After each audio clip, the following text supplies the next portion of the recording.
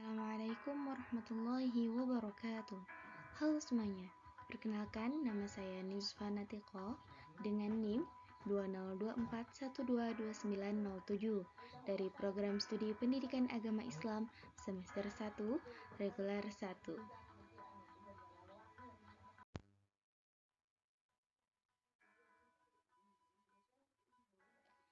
Video ini dibuat untuk memenuhi tugas final test pada mata kuliah Pancasila dengan dosen pengampu Ibu Sriwati MPD dan dosen pengajar Ibu Hafizatul Munawwarah MPD.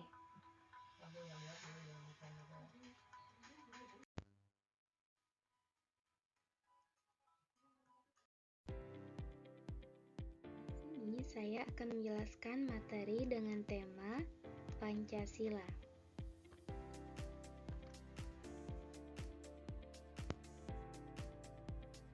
Yang pertama yaitu pengertian Pancasila. Pancasila adalah ideologi dasar bagi negara Indonesia. Pancasila sendiri berasal dari bahasa Sanskerta yang terdiri dari dua kata, yaitu kata panca yang berarti 5 dan kata sila yang berarti prinsip, dasar, sendi, asas atau peraturan tingkah laku yang penting dan baik. Oleh karena itu, Pancasila dapat kita artikan sebagai 5 dasar atau 5 prinsip yang dijadikan dasar negara serta pandangan hidup bangsa. Kemudian, menurut Notonegoro, Pancasila adalah dasar falsafah negara Indonesia.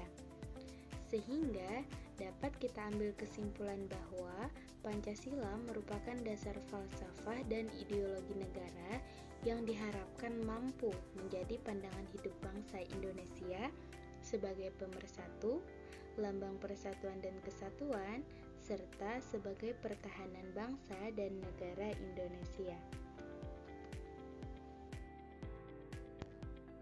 Bagaimana tujuan pembelajaran Pancasila? Yang pertama yaitu kita harus membentuk warga negara yang baik dan paham akan hak dan kewajibannya sebagai warga negara. Artinya, negara menciptakan individu yang memiliki kesadaran untuk menjalankan perannya sebagai bagian dari masyarakat dan negara secara bertanggung jawab, yaitu dengan kita memahami hak.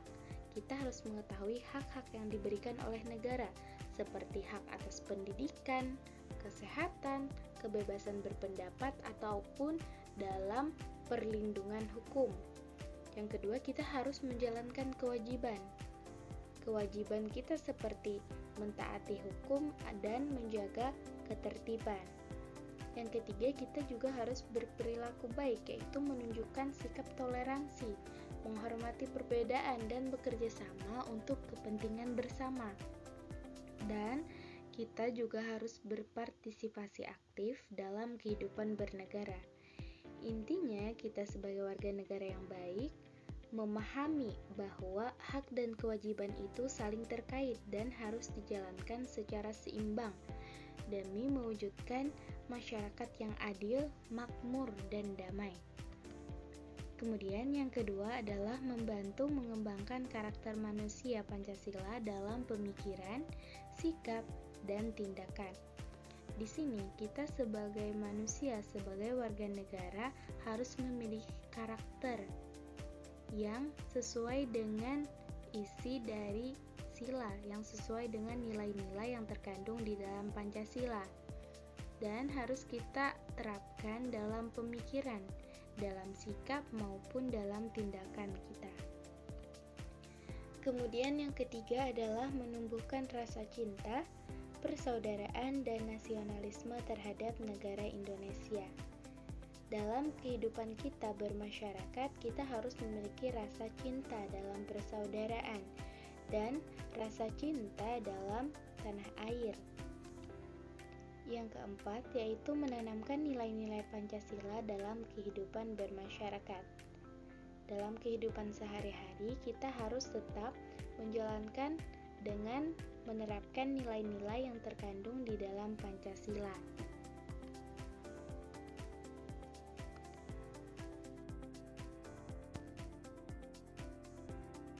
bagaimana sejarah singkat Pancasila? Yaitu pada tanggal 29 sampai 31 Mei 1945 ada beberapa tokoh yang mengusulkan konsep dasar negara, yaitu Muhammad Yamin dan Soepomo. Beliau mengusulkan mengenai rumusan 5 poin dasar negara dalam sidang BPU PKI tersebut. Kemudian, pada tanggal 1 Juni 1945, Insinyur Soekarno menyampaikan pidato gagasannya tentang Pancasila. Nah, nama ini pertama kali diperkenalkan oleh Insinyur Soekarno dengan nama Pancasila. Kemudian, pada tanggal 22 Juni 1945, rumusan Pancasila ditetapkan dalam Piagam Jakarta. Namun, pada sidang BPU PKI tersebut, terdapat rumusan ketuhanan dengan kewajiban menjalankan syariat Islam bagi pemeluk-pemeluknya, yang mana hal ini menimbulkan perdebatan. Lalu pada tanggal 18 Agustus 1945, rumusan Pancasila ini dimasukkan dalam Undang-Undang Dasar 1945 dan disahkan sebagai dasar negara dalam Sidang Panitia Pelaksana Kemerdekaan Indonesia atau yang kita sebut dengan PPKI. Namun pada tanggal tersebut, demi menjaga persatuan, rumusan ketuhanan dengan kewajiban menjalankan syariat Islam bagi pemeluk-pemeluknya diubah atau diganti menjadi ketuhanan yang Maha Esa ini. Maka perubahan ini disepakati oleh para tokoh bangsa. Makanya kemudian disahkan sebagai dasar negara dalam sidang PPKI tersebut dan dikesahkan pada pembukaan Undang-Undang Dasar 1945. Hingga kini, Pancasila menjadi dasar landasan ideologi negara, panduan kehidupan berbangsa, dan simbol persatuan bagi rakyat Indonesia.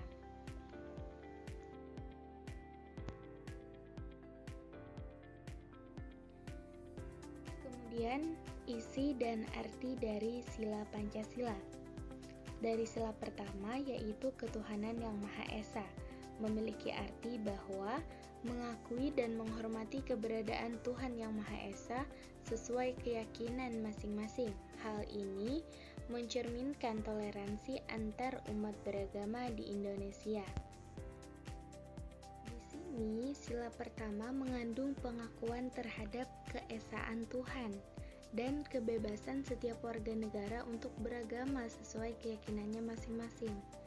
Negara kita memberikan kebebasan beragama kepada semua warga negara, tidak ada paksaan dalam memeluk agama tertentu, dan kita semuanya harus menghormati praktek ibadah sesuai ajaran agama masing-masing, serta menjaga kerukunan antar umat beragama.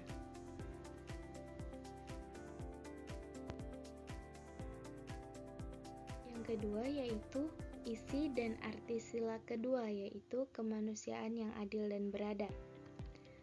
Artinya, kita harus menghormati hak asasi manusia, bersikap adil, menjunjung tinggi nilai-nilai kemanusiaan, dan bertindak dengan beradab dalam kehidupan sehari-hari.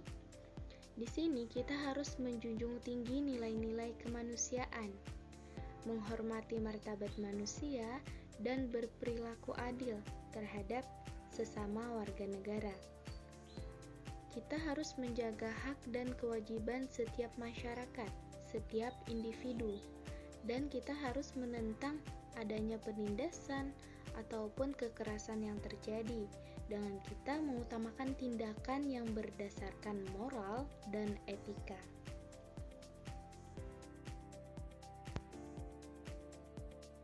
Kemudian isi dan arti dari sila ketiga yaitu Persatuan Indonesia.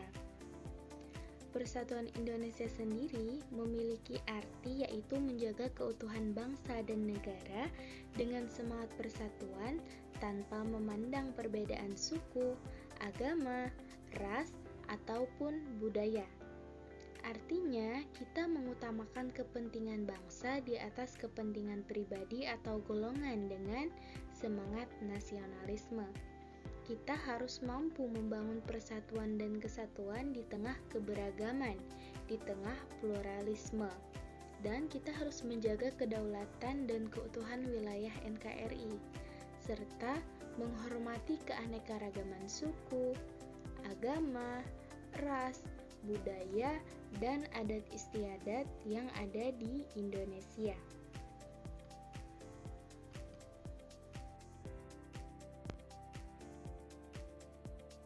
Kemudian isi dan arti sila keempat yaitu kerakyatan yang dipimpin oleh hikmat kebijaksanaan dalam permusyawaratan perwakilan. Artinya, kita harus mengutamakan musyawarah dan mufakat dalam mengambil keputusan untuk kepentingan bersama dengan mempertimbangkan kebijaksanaan. Di sini kita harus mengedepankan sistem demokrasi dengan musyawarah untuk mufakat melalui perwakilan rakyat. Secara arti lebih luasnya, keputusan yang diambil harus berdasarkan kebijaksanaan dan kehendak rakyat. Dan kita harus menerima hasil musyawarah ini dengan rasa tanggung jawab, menghindari tindakan otoriter atau tindakan sepihak.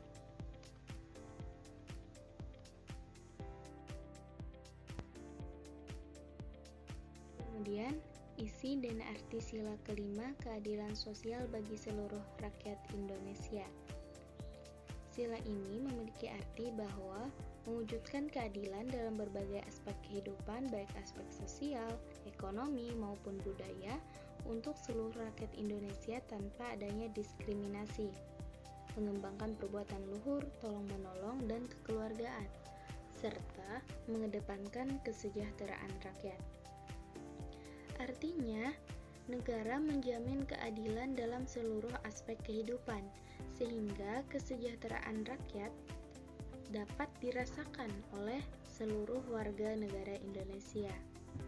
Artinya, negara memberikan kesempatan yang sama kepada seluruh warga negara, mengurangi kesenjangan sosial dan mengutamakan kesejahteraan rakyat secara merata.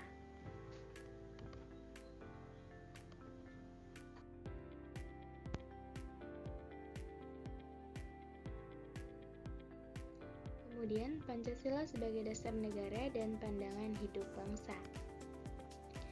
Pancasila menjadi landasan utama yang digunakan untuk mengatur kehidupan berbangsa dan bernegara di Indonesia.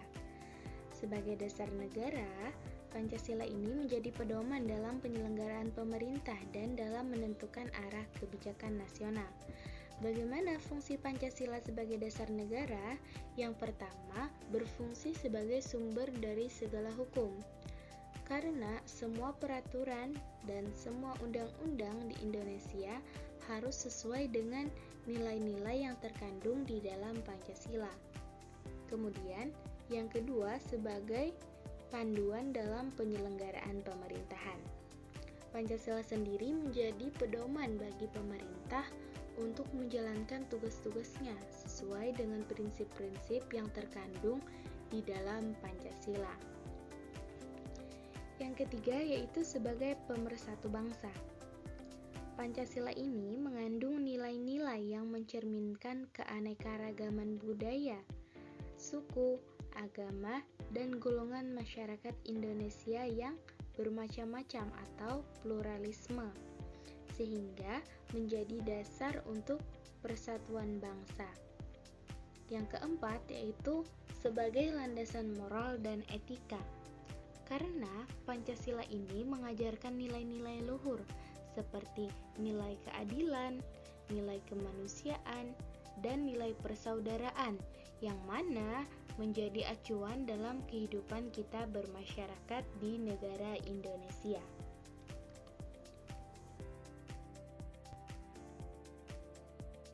Kemudian, Pancasila sebagai pandangan hidup. Pancasila ini menjadi pedoman bagi masyarakat dalam menjalani kehidupan sehari-hari. Fungsinya adalah untuk menuntun perilaku warga negara yang sesuai dengan nilai-nilai Pancasila. Bagaimana peran Pancasila sebagai pandangan hidup bangsa? Yang pertama yaitu sebagai sumber inspirasi dan motivasi. Nah, di sini Pancasila memberikan semangat untuk mengatasi tantangan dan masalah dalam kehidupan bermasyarakat. Yang kedua, sebagai pemersatu dalam keberagaman. Dengan kita menjunjung tinggi nilai Pancasila, masyarakat Indonesia dapat hidup rukun meskipun berbeda suku, berbeda agama, dan berbeda budaya. Yang ketiga yaitu sebagai pedoman moral dan etika. Pancasila ini mengajarkan nilai-nilai luhur seperti nilai keadilan, kemanusiaan, persatuan yang harus diterapkan dalam sikap dan tindakan. Yang keempat yaitu sebagai dasar pembentukan karakter bangsa. Nah, di sini Pancasila itu membentuk kepribadian bangsa Indonesia yang religius, kepribadian yang adil, dan kepribadian yang beradab.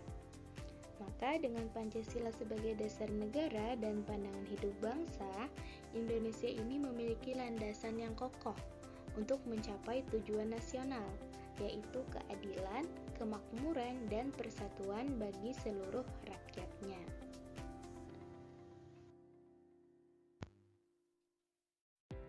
Kemudian Pancasila dalam kehidupan sehari-hari. Pada sila pertama, kita dapat menerapkannya, yaitu yang pertama melaksanakan ibadah sesuai keyakinan tanpa mengganggu orang lain. Yang kedua, kita harus menghormati perbedaan agama dan kepercayaan. Yang ketiga, tidak memaksakan keyakinan kepada orang lain. Artinya kita memiliki hak beragama yang sama dan tidak boleh memaksakan pendapat atau agama kita kepada orang lain. Kemudian dari sila kedua, kita dapat menerapkannya dalam kehidupan sehari-hari sebagai bantuan atau kita memberikan bantuan kepada korban bencana tanpa memandang suku ataupun agama. Tidak membeda-bedakan orang berdasarkan status sosial dan kita menjunjung tinggi atau menjunjung sopan santun dalam berbicara dan dalam bertindak. Kemudian pada sila ketiga dapat kita terapkan yaitu dengan menghormati budaya dan adat istiadat dari daerah lain. Kita menggunakan produk lokal untuk mendukung perekonomian bangsa Indonesia dan tidak terlibat dalam tindakan yang memecah belah bangsa seperti penyebaran hoax.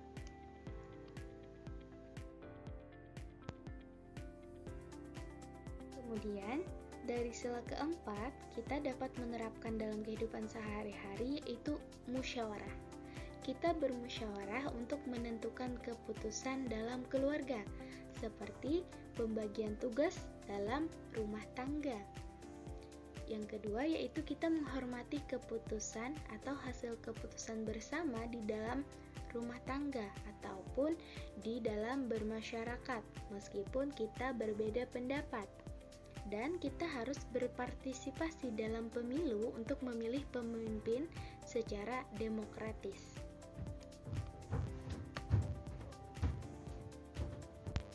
Dalam sila kelima, kita dapat menerapkan dalam kehidupan sehari-hari yaitu membantu orang yang membutuhkan dengan kita berbagi makanan atau berbagi hal-hal lain yang bermanfaat dengan orang lain, dengan tetangga yang kurang mampu.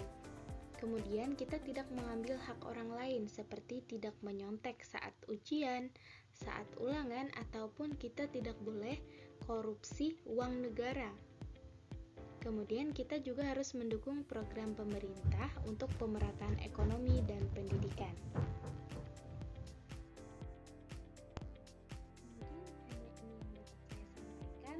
Terima kasih atas segala perhatian, semoga bermanfaat. Wassalamualaikum warahmatullahi wabarakatuh.